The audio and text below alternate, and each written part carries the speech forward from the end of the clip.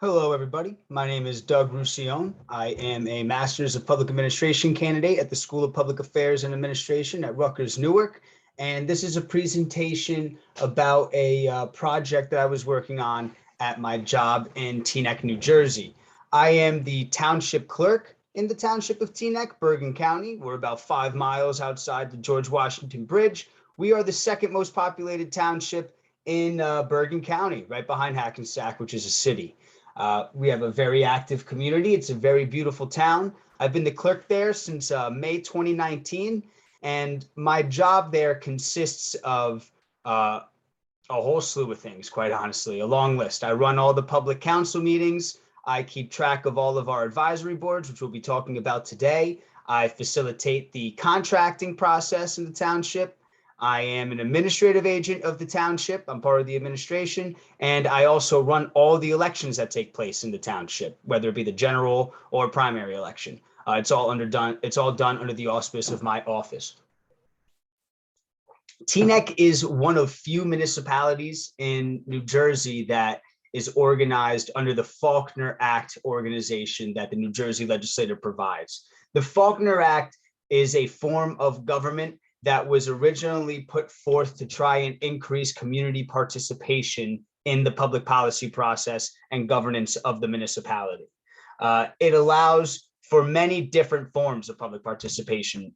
We are one of few municipalities that enjoys the privilege of the petition and initiative process that communities are allowed to put forth to their governing body if they believe an ordinance should be adopted or retracted. The community has the legislative ability to do that. It also allows for the council mayor structure. We have a somewhat strong mayor in the municipality. However, Teaneck is even furthermore unique because we go according to the council mayor manager organization. Our town manager is our chief executive. The council is elected at large by the people, and the mayor is appointed as the figurehead amongst the council members. What our town council also does is they make appointments after being elected to key employees, the chief financial officer, the township manager, and the township clerk, which is yours truly. And they also have the ability in our form of government to establish advisory boards. These advisory boards are established in multiple different municipalities, some formal and more powerful than others. It really depends on how they're organized on the municipal level. And what the advisory boards try to do in different municipalities, again, I can only speak for Teaneck, is they are set up in a way to try and provide the governing body with insight from community members on very specific issues. For example, you might create a shade tree advisory board. If you're a municipality that has a lot of trees, you may establish a shade tree advisory board to try and keep track and catalog the different trees that you have throughout your municipality to assure your canopy is healthy, to assure that there are no, excuse me, no diseased trees, dying trees, trees that could pose a danger to the public, things like that. Obviously, it's hard for a council of 7 in a municipality of 40,000 folks to have an accurate pulse on all the issues in the community. So setting up advisory boards is a great way that governing bodies can try to get a pulse on the community on an array of different issues. And in Teaneck, it is historically known as a very active community. Teaneck is actually the first school system in the United States of America, and you are welcome to fact check this. It's the first school system in the United States of America that consensually integrated their schools before the Civil Rights Movement. While most school systems and things like that, we know, had the legislation of the Civil Rights Act that made them begin integration. Teaneck did not wait for the law to tell them. The Teaneck community wanted it, and they got it through community participation and involvement. And that sentiment has carried the township for a very long time. Now, with a very active populace, obviously, we have a governing body that aims to try to please everybody. And we all know, as aspiring public officials, some of us are in their positions in office already. you all know as well as I do that it's impossible to please everybody. But obviously, we have different mechanisms and ways to try and make it easier and to at least put forth the effort. In Teaneck, we had for a very long time a slew of advisory boards that were established by the governing body and codified in our township code, meaning that they had legislative support for their organization. We had a township website. We still have a township website. Let me pull it up for you quick because I'd like to show you an example. We have our township website in need of an update. Little embarrassing, but it's all good. And we had for a long time in this section a huge list of advisory boards that have been around since it looks like maybe the 60s or 70s. And these advisory boards were essentially inactive, a majority of them. There was a very small number of advisory boards that still met and still did things and were productive in the municipality. However, what was occurring was that the clerk's office would still be receiving a lot of applications from members of the community for to be on these advisory boards that were no longer active. Teaneck is a very busy place, so there was never really given the situation was never really given the kind of time and attention that is needed to really facilitate these advisory boards and different jobs that they were tasked with. And furthermore, remember, all these advisory boards are made up of local volunteers. No one is getting paid for what they're doing, obviously. They're there to help because they care about the community, which is a very beautiful thing. But naturally, it probably doesn't feel so good from the community standpoint when you're applying for an advisory board and you get no response. And sometimes that would happen, being that there was kind of uncertainty of how to respond because maybe the advisory board that they were applying for was no longer meeting or around or active, and they didn't want to necessarily put forth the sentiment that the advisory board wasn't there if it was there up on the website in the township code. So it was kind of an administrative mess, really. For example, we had a advisory board that was still legally purported in our code and active. That was a Cablevision task force. This board was established back in like the late 80s or something like that to evaluate Cablevision coming into the municipality. Obviously, that need faded a long time ago. So why was it still in our code? I started to notice with our boards that we had, again, some boards that were still meeting with very knowledgeable and committed volunteers that were just there for a long time, kind of spinning their wheels with no guidance, no real actions taking place.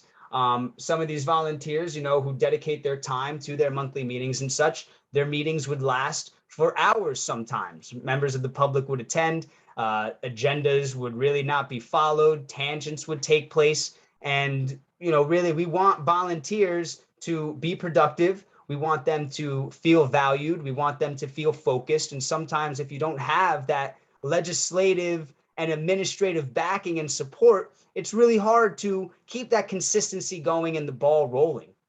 It was very obvious to me that we had a great model here that just had to be polished up and focused on a little bit and revitalized. And I started to peel the onion back, if you will, on our code and some of the history of these boards. And I realized that it had to be a multi-step process that included way more than just me. I started to meet with different council members to pick their brains about advisory boards and what they believe it to be, and advisory boards that should be around, maybe that don't need to be around anymore, different ideas of projects for them. I started to meet with our legal team to discuss what other advisory boards look like in other municipalities, how we could strengthen our ordinance in the township to try and make it more clear for volunteers, and most importantly, attractive and productive. We want these advisory boards to be able to produce things like recommendations and insights for the council that they can potentially act on. And what I also started to do was reach out to different volunteers on these boards who I figured out through fact finding, were around for a while. They had seen different administrations come and go, and still remained on their board, spinning their wheels with whatever they were working on.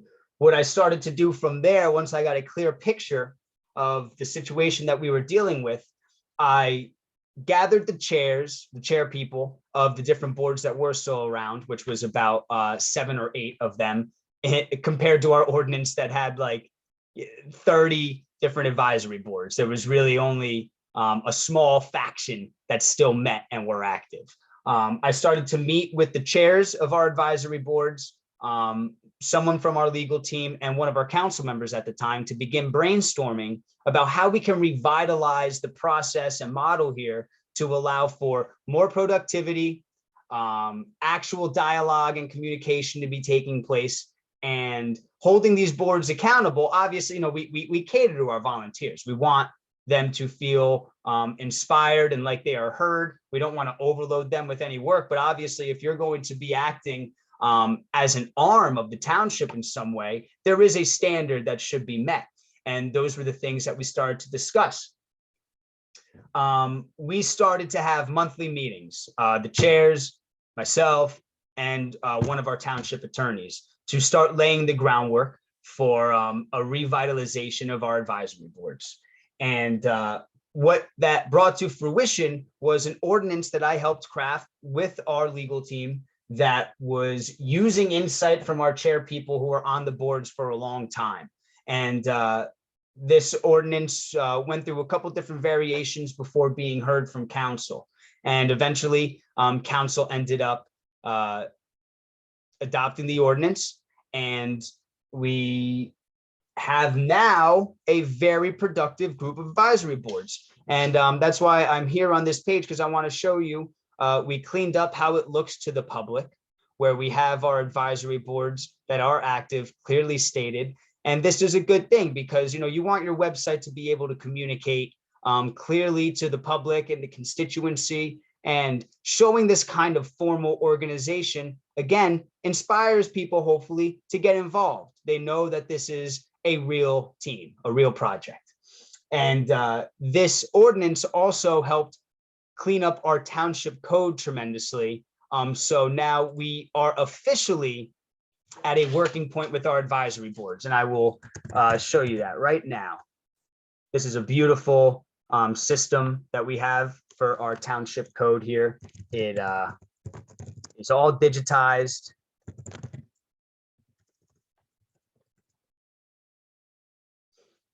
So here is how the code looks now, nice and clean, where we clearly defined the role of these advisory boards. We clearly defined what kind of powers they do and do not have, where for the longest time, there were volunteers and members of the public that were under the impression that these groups of volunteers had voting power and governing power, which is not the case. They are simply there to advise and recommend and work on specific issues for action items from the governing body. And clearly delineating process to people and procedure to people empowers them with the knowledge to find how they might be able to work the best in a system, where they might be able to fit in. And that's what we were trying to do here.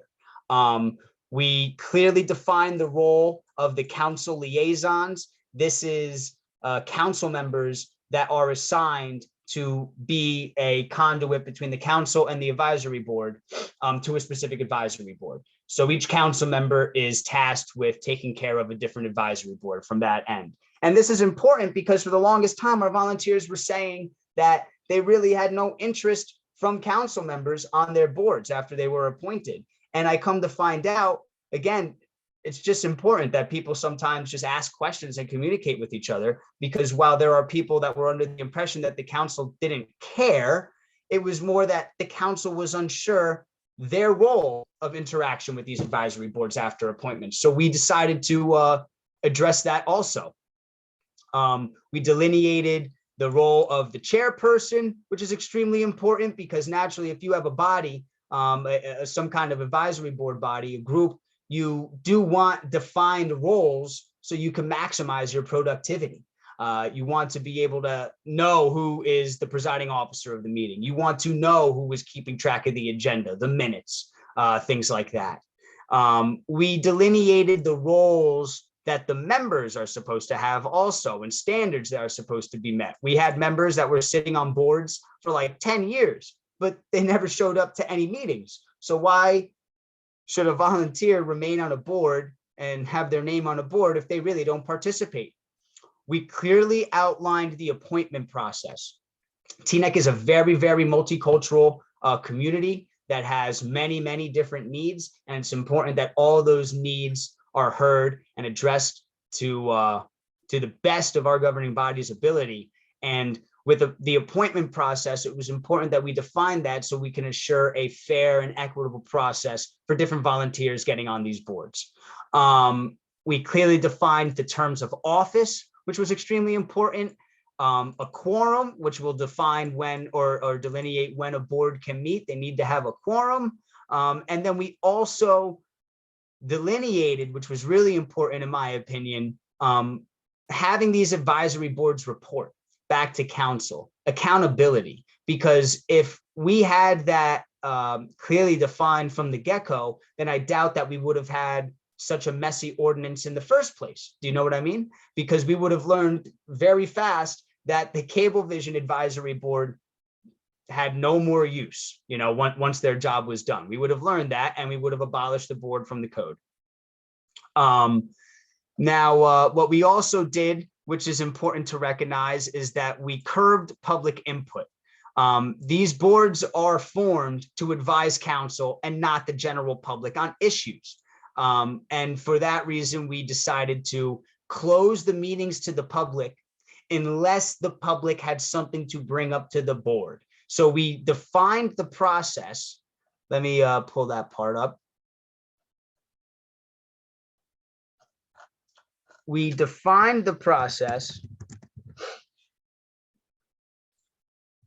because we don't want volunteers that are there to work on a specific task getting held up with concerns that the community might be bringing forth. Obviously, we need to know if there are concerns from the community, but have that member of the public speak to the chair of the advisory board, who we will put them in contact with, and request to be placed on their agenda. So then they have a finite section on the agenda and time limit for them to discuss their issue or idea to the board. This way, it's way more cleaner and productive.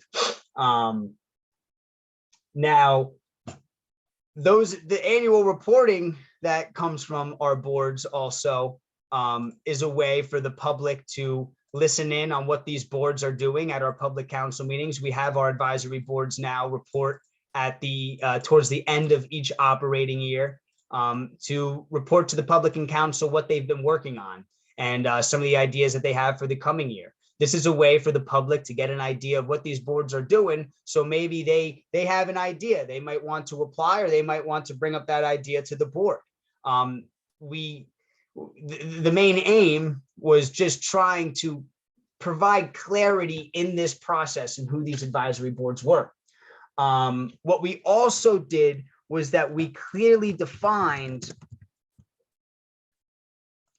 sorry about that. I'm having a hard time remembering which section of the code it's in, because I think it's in the section of definitions. And what we did was we clearly defined the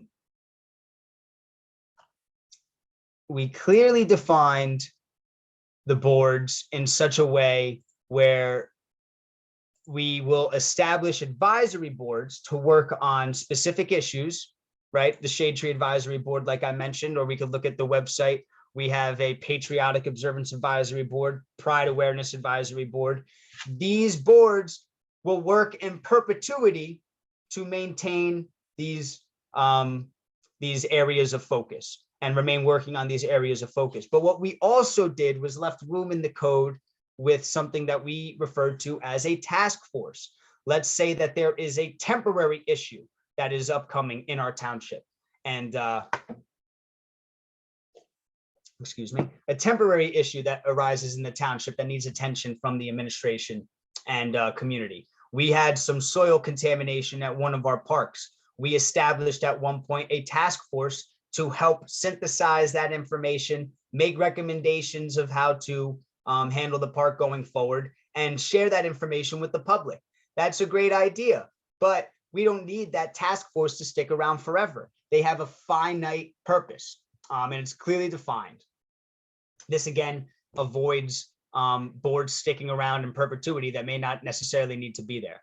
And what this really zeroes in on, and I'm sure many of you have experienced it if you're involved in the public sector somehow, is volunteer burnout, where you might get a group of dedicated people who are very passionate, they are very committed, and they have all kinds of ideas, but the idea sharing gets a little overwhelming and a little unrealistic sometimes, where the volunteers just end up spinning their wheels without actually doing anything. With the way that we establish this ordinance and the clear lines of communication that are consistent and constantly growing and being utilized, excuse me, this will avoid volunteers just wanting to leave if they feel like that they're not being heard, or if they feel like that they're not being productive within the board. And that's a great thing, because honestly, we see constantly how public agencies just simply don't have the bandwidth and capacity anymore to handle the ever-changing and increasing needs that communities demand of them. We all know that money is always short, time is always short, resources are always short. So volunteers is a great resource to tap into. Obviously, it requires loosening the grip a little bit that administrations have in their local communities, but that should be encouraged, because again, there might be things that are shared with us from these communities that we really would have never had any idea about, because what we see from an administrative standpoint day in and day out, I'm sure, is very different from what members of the community see day in and day out. And having a clear process and procedure for having those issues heard is a very powerful tool to try and really hear what municipalities, their communities are going through. One great board that we have is the Parks, Playgrounds, and Recreation Advisory Board. They help us with all different kinds of recommendations and ideas for improving and expanding our park system in Teaneck, which is great. And as you know, in many municipalities, park systems are some of the most important things, because we're in the heart of suburbia, and it's sometimes hard for people to get outside and enjoy the outdoors. So a park system is very important, and our park system would not be what it is without our volunteers that have been focusing on our parks for many, many years. And you know, the idea behind this ordinance again is clear, productive community involvement in the policy process. This is exactly the kind of stuff that we learn about in the master's program at Rutgers. And it's a beautiful thing to see it in action in the field from my viewpoint. And also it's a very great thing and feels good to have been a part of increasing community participation in the policy process from my office. The little power that I do have, I used it for good. And what is also important to take away from this project is that it really wasn't a big undertaking. Yes, there was some paperwork. Yes, it took some time and conversations and dialogue, which are some things that I really just actually organically enjoy. But it's important to note that all I simply did was take the initiative. I don't think that this was a specific Doug project. Only Doug could do this. That's entirely false. I think anybody could go into a municipality that is suffering from stagnancy and lack of productivity. And if they just peel the onion back a little bit, they'll see that there have been officials for a long time that just didn't have the bandwidth or care to focus on some of these issues. And if we just inject a little tender love and care, TLC, into some things, we can really create something beautiful. All I did was take the initiative in an environment where there is seldom none. Unfortunately, we see in municipalities and local government consistently that there are sometimes not the most innovative workers. And I think that a program like SPAA, the Masters of Public Administration at Rutgers-Newark, I see a lot of younger colleagues. And it's important that we start injecting some new blood, if you will, into our local governments, which are, as we know, the most important level of government because they have the most impact on our day-to-day lives, where we live. And really, the reason why I wanted to share this with everyone again is two big things: taking initiative in an environment where initiative is seldom taken, and also encouraging community involvement. And what happens when you encourage community involvement? Great things, as we see in Teaneck. It remains to be one of the most active towns probably in the state of New Jersey, and it's great to be there and to be able to take lessons that I've learned from Rutgers and apply it into the field here in Teaneck.